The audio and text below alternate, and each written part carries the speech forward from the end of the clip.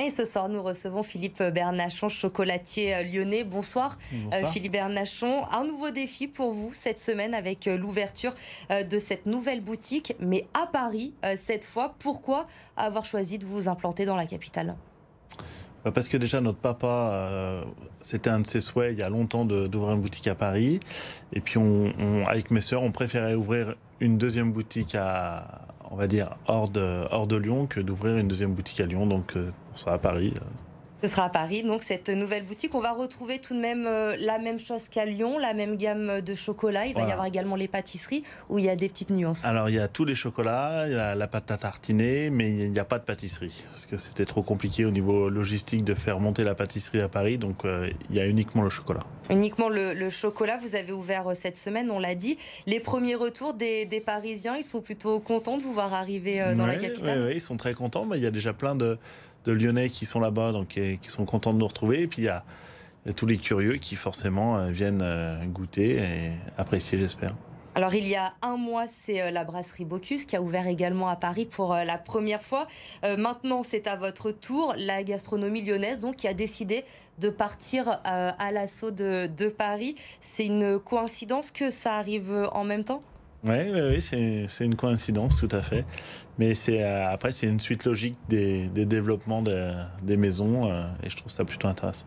Alors on le sait, chez vous, la cuisine, c'est une histoire de famille avec vos grands-pères. On va le rappeler, votre grand-père paternel donc, qui a créé cette chocolaterie. Votre grand-père maternel qui n'est autre que Paul Bocuse. C'est un lourd héritage à porter, tout ça, au quotidien ? Oui, mais ça fait 42 ans que c'est comme ça. Donc je commence à avoir l'habitude et puis c'est un bel héritage. Vous avez 3 filles, vous, aujourd'hui, il me semble. Elles vont également prendre la relève ensuite ?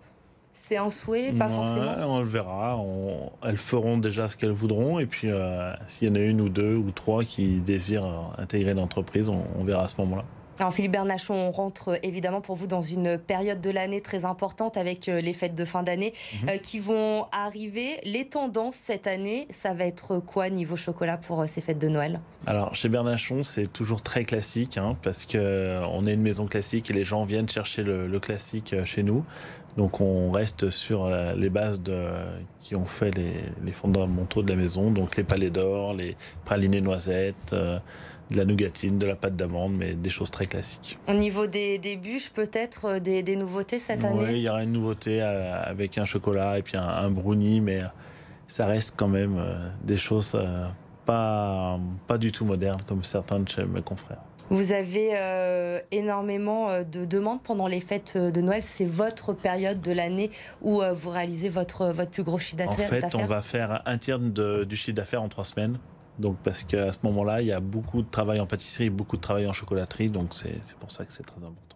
Merci beaucoup Philippe Bernachon d'avoir été notre invité ce soir. On le rappelle, donc vous avez ouvert cette nouvelle boutique à Paris cette semaine. Évidemment, on vous retrouve évidemment pour votre boutique à Lyon pour les fêtes de fin d'année. C'était l'invité de Bonsoir Lyon.